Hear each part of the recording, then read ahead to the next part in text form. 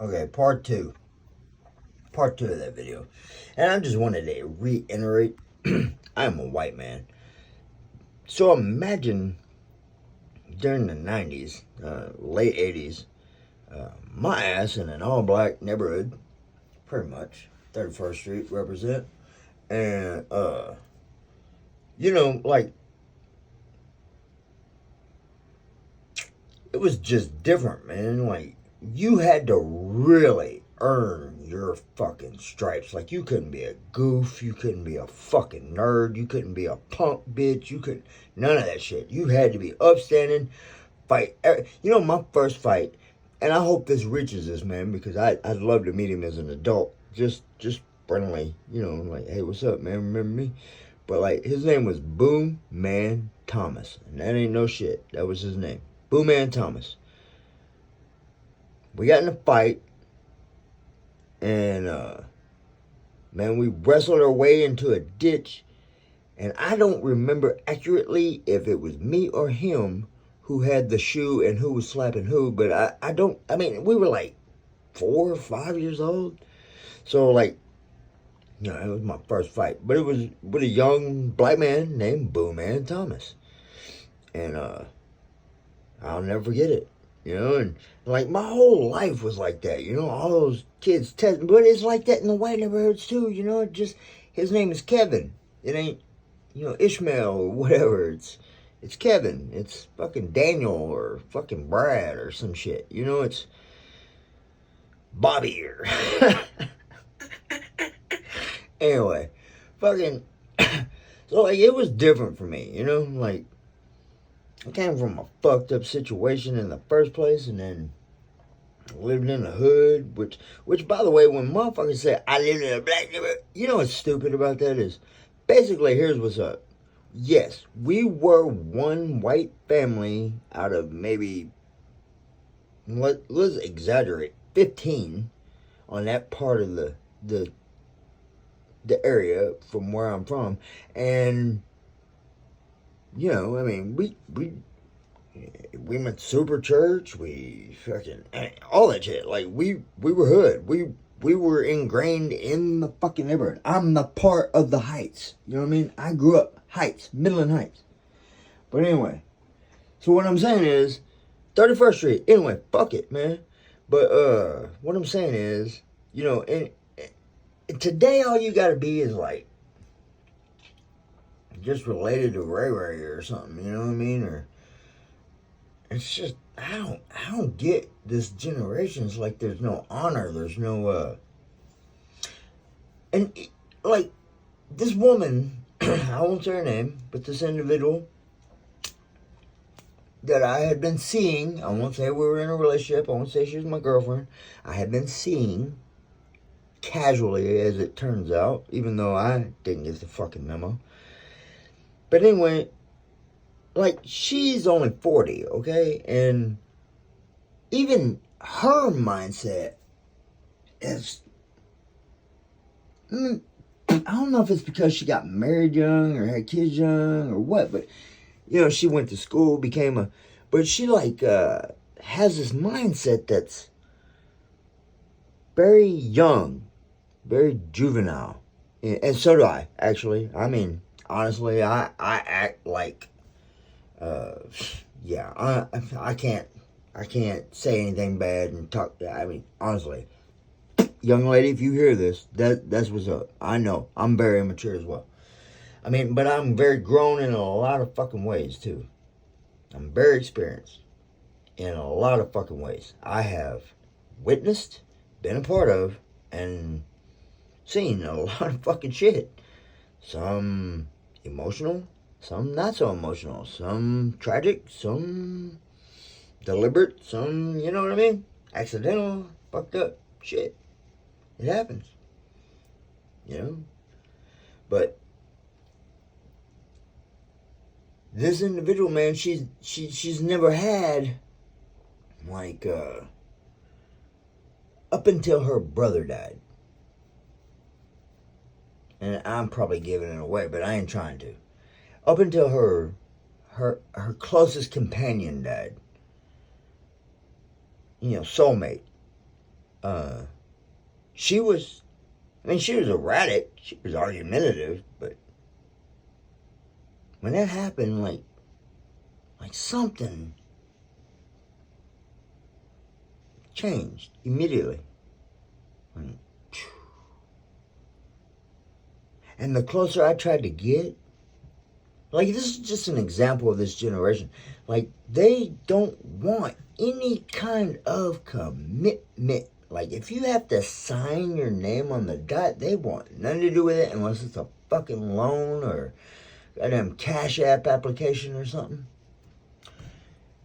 Or Snaps or whatever, man.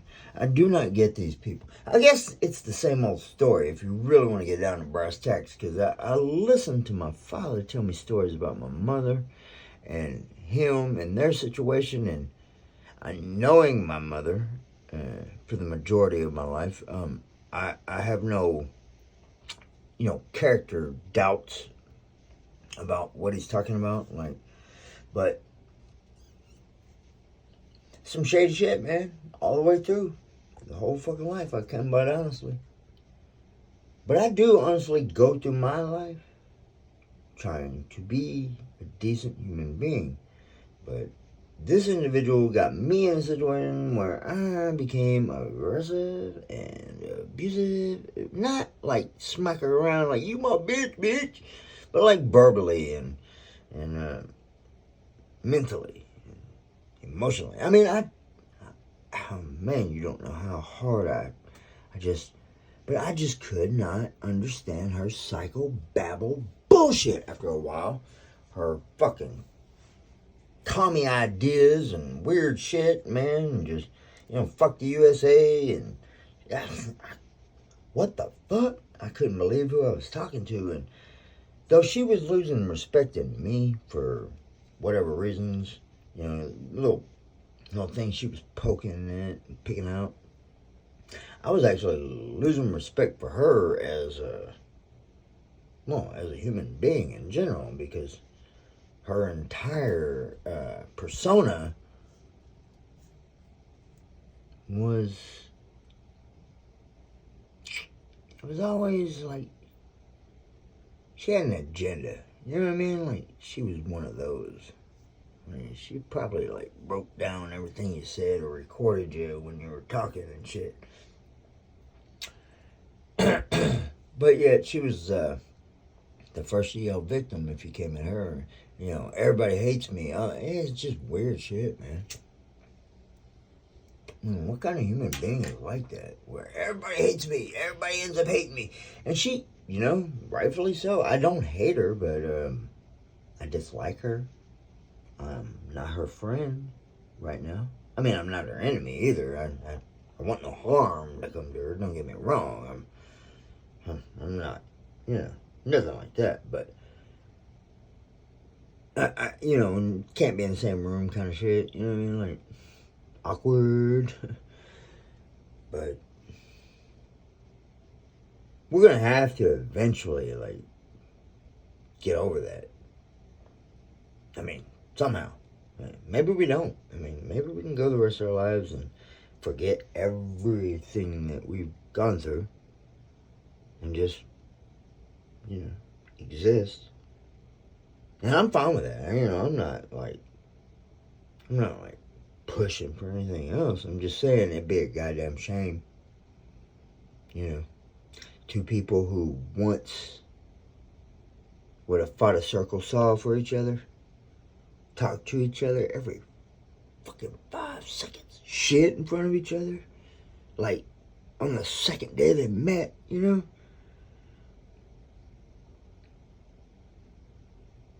These are intimate details. And this I didn't mean this video to go this way, but that's what it is. But these are intimate details of we had a bond. But then, I don't know, she let somebody else in. And then went away. And it's my fault too, I'm a drinker and I'm mean. And I guess I wasn't in. You know what? It's not my fucking fault. And I'm not going to take the fucking blame. It is 115% her fucking fault.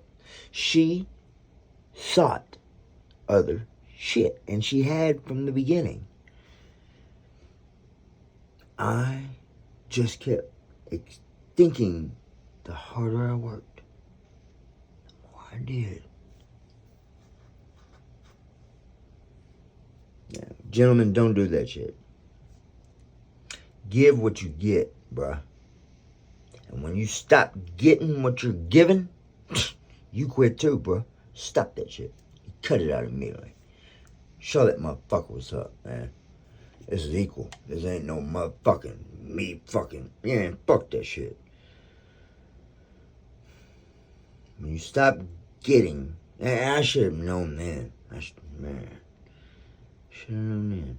And the fact that we couldn't even have like a 15-minute conversation without it turning into how I don't listen, or it's just, it's typical bullshit. Everybody goes through it. I mean, I'm sure all of you can identify. But, like, was I in the wrong for resisting I think I'm gonna coin a phrase here, or at least coin a thought, a situation. When somebody does not want you, but can't fucking live without you. I mean, what is that called? Like, your entire existence just irritates their fucking soul, but they cannot stop fucking or leave you alone in general at all. They just can't. And I'm as guilty as that individual is. It's a weird thing. But what do you call that shit? And how disturbing is it? Is this some psychopathic kind of shit? Like, is this like some abnormal thing? Like, we're, as far as I know, we're done. Like, it's over. We're each other blocked on even God's prayer list. Like, you won't find my name. Like, we can't even pray for each other. Like, we're that fucking blocked. And that's cool and shit, but like, it hurts because that was my person. You know what I mean?